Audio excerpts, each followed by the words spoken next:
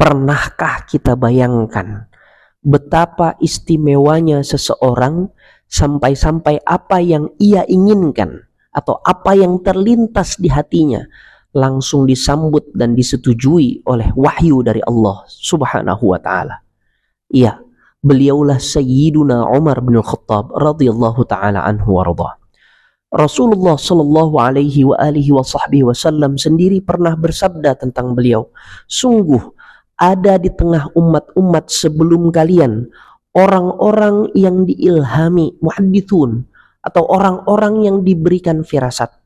Bila itu ada pada umatku, maka tentu dia adalah Umar bin Khattab. Muttafaqun alaih.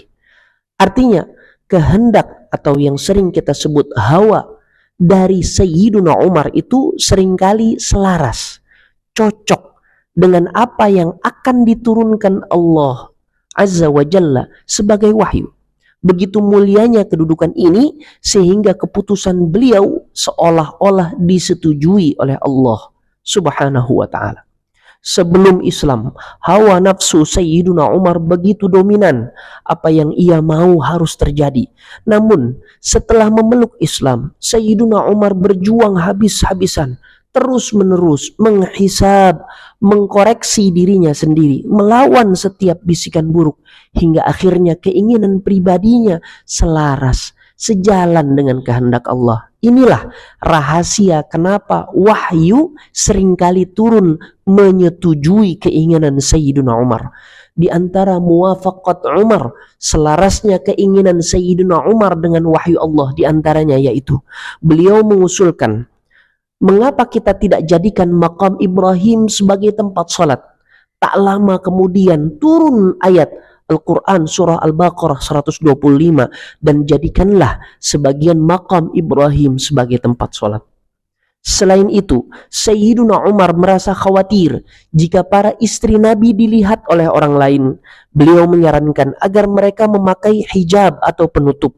Lalu turunlah wahyu Quran surat Al-Ahzab ayat 53. Apabila kamu meminta sesuatu kepada mereka, yakni istri-istri Nabi, maka mintalah dari balik hijab atau penghalang. Ketika Nabi Muhammad SAW membacakan ayat tentang penciptaan manusia dalam Quran surah Al-Mu'minun ayat 14, Sayyiduna Umar spontan berucap, maka maha suci Allah, pencipta yang paling baik. Fatabarakallahu ahsanul khaliqin. Lantas baginda Nabi bersabda, tulis itu wahai Umar, karena kalimat itu adalah bagian dari wahyu. Saudaraku, derajat mulia yang dicapai Sayyiduna Umar adalah hasil dari perjuangan keras, mujahadah melawan hawa nafsu, dan kesungguhan dalam menyempurnakan iman.